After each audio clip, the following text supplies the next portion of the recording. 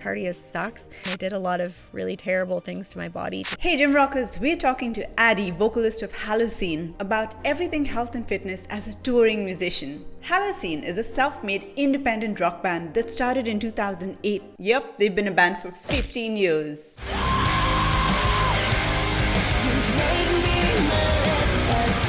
Addie, big thank you for willing to answer my questions. Although I've watched this already, I edited it. I'm going to watch this again with you and share some comments. Hi, thanks so much for interviewing me. I was very anti-sports when I was super young. I didn't really understand it for whatever reason. More of a creative, wanted to sing songs and make up stories and play pretend. But as I got older, I really wanted to be more active, and unfortunately I didn't have the basis when I was super young. So once I did get into my teen years and I wanted it to be something that was a part of my life, I was really terrible at it, and that was pretty discouraging. I would, buy a volleyball, buy a basketball, buy a football, and try and do it at home and practice and get better, but it just didn't come very naturally to me, and it kind of still doesn't. I hated sports as a kid, and nothing's changed. My family was not very athletic, particularly.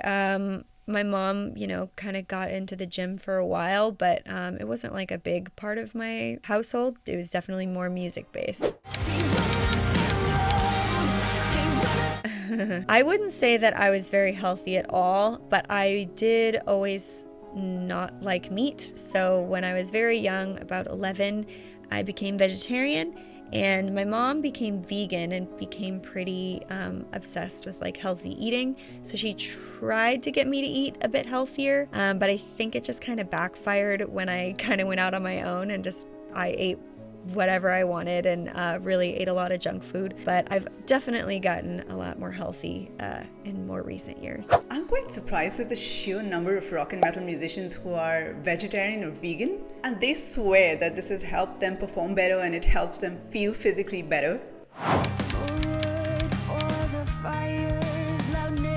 Interestingly enough, I didn't struggle with eating disorders or really paid much attention at all to my body until I was older, until social media really kind of became a thing, which is pretty unfortunate. I wish that it didn't affect me the way that it does, but I still am trying to work through that. I never really achieved the type of body that I had inside of my head, but then I would go back. I've looked back at some old photos of myself and I was like, wow, I was starving myself at that point. I was really skinny and just wasn't eating. My hair was falling out, and I did a lot of really terrible things to my body to try to achieve something inside of my brain that is really just sort of unachievable. So I'm still kind of dealing with that, even into my 30s, but it's an everyday thing. You just take it one step at a time. That's not a fucking thing. I just want to feel okay, motherfucker. Right around when I got married to my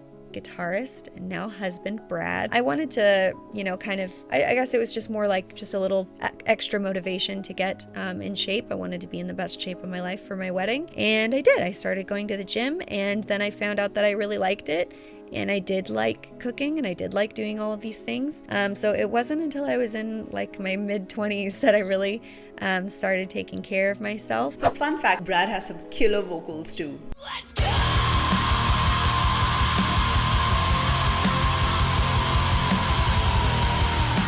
Band members worked day jobs just to pay the bills so they could continue with the band. Addie worked as a financial advisor. She was in a corporate cover band, singing at weddings and corporate events. They even went on Fiverr doing vocal productions and custom songs. They're not signed to any label, so they fund everything by themselves, including tours.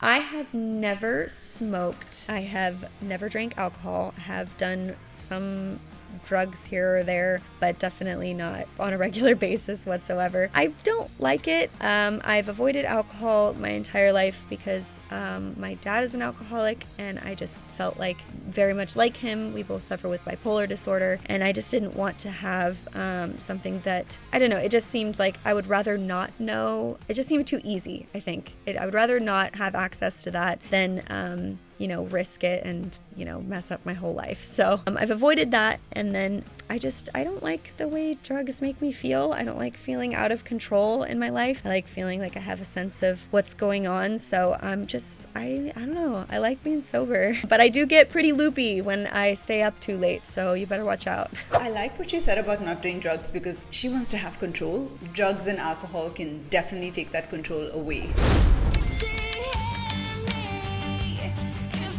I've done all different kinds of workouts, and usually before tour I try to do a bit more cardio based stuff. Right now I'm really into Pilates, but I did yoga for many years. I've definitely done a lot of weightlifting, cardio classes, HIIT classes, just kind of a bit of everything to kind of just keep my body on its toes, so to speak, and keep myself limber. But yeah, pre-tour I try to bump up the cardio a little bit.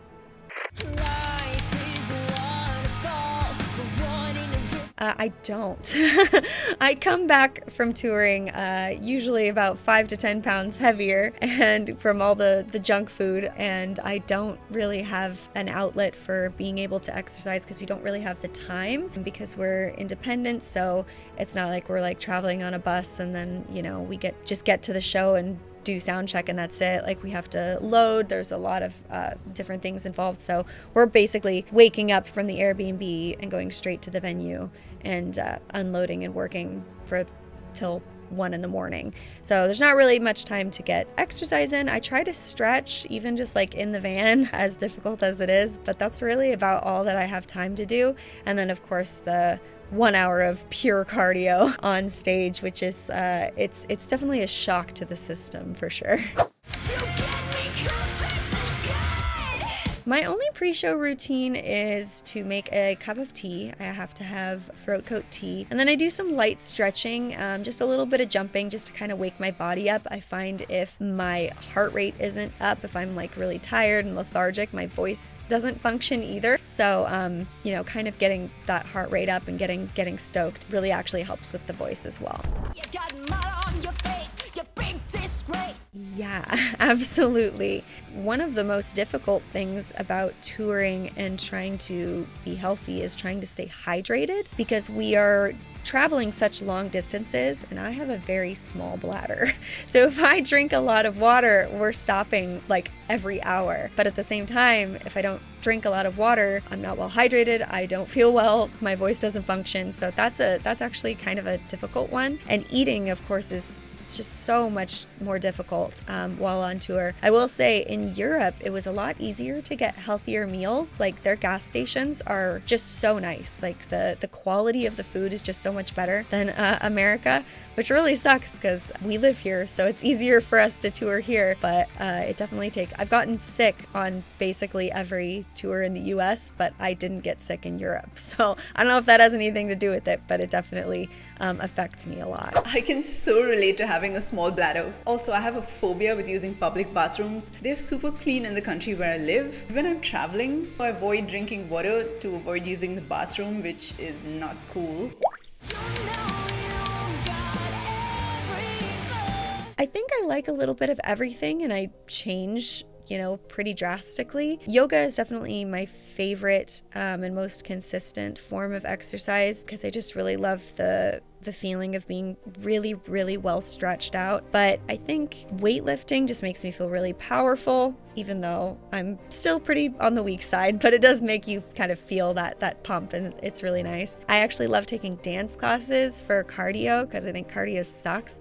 But dancing is a really great way to kind of distract yourself from the misery of sweating your ass off. Those are all great. Addie is totally right. Lifting weights really makes you feel like a badass. Going back to my body dysmorphia, the only thing that helped me get my head out of feeling fat was lifting weights. Apart from completely changing your body to sexy, it changed my focus from obsessing over the weighing scale to getting stronger. Also, in your first year of lifting weights, your body builds muscle and transforms way faster than someone who's been lifting forever. So it's very motivating for newbies. If I can, I'm working out 5 days a week, but I have a son, I have a business I'm trying to run. Even today, I had to cancel my Pilates class because I realized I was not going to have enough time to film all of my TikToks and record an entire song and do this. So I unfortunately didn't make it today, but I try to do 5 days a week. 5 days a week is amazing. It's what I do as well. But if you're just starting out, 2 or 3 days a week is also really good.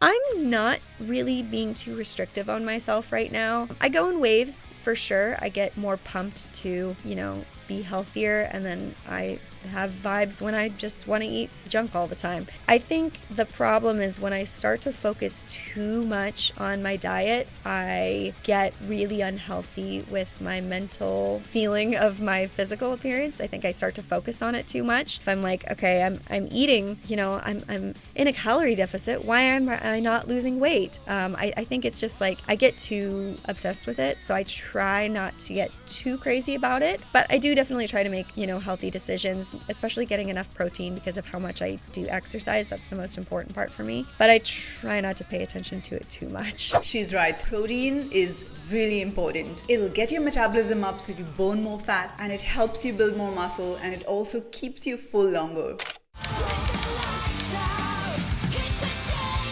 Carbs are definitely my go-to. I love just straight up bread and butter.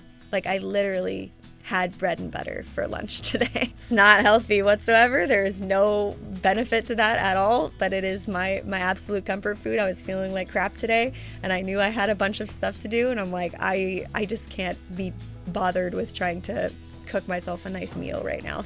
But some days I'm like, I really just want a nice lean salmon and some asparagus, but today is not one of those days. Also, fun fact, Addie really loves ice cream. I think she eats it almost every night, but like a high protein one. And her favorite flavor is mint with chocolate chip, which also happens to be my favorite flavor ever.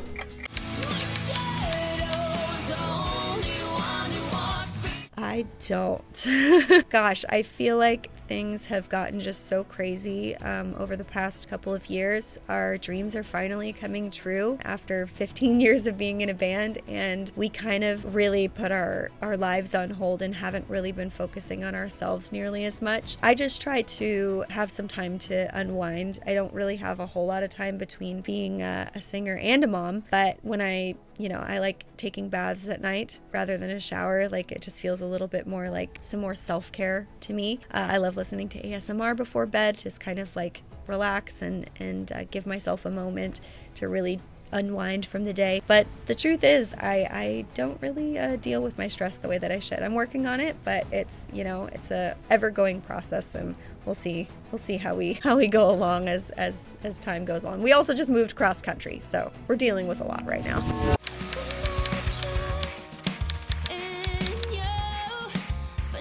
Ugh, I internalize it. I don't think it used to bother me as much as it has been more lately. And I'm not sure quite why that is. I think it's just there's been people that have come in and out of our lives, and I'm very much in the vein of like wanting to make sure people are happy. And when you have to let people out of your life, it's really, really terrible. And so I kind of feel like these hate comments that we see online kind of contribute to this narrative in my head. And it's like, oh, maybe that person just doesn't like me because of XYZ, all of the things that these strangers on the internet say.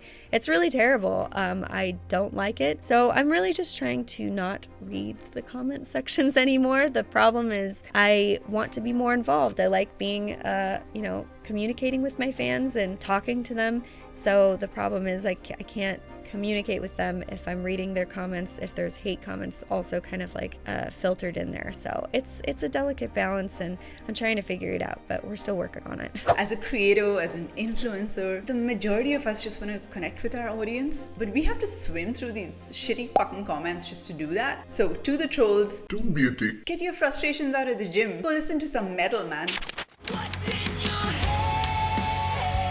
I think when it comes to setbacks, I'm a pretty laid-back person. I kind of just move on and say, well, I have, two choices in the matter, and I can, choose to kind of dwell on it or just move on. That's something I actually do deal with pretty well.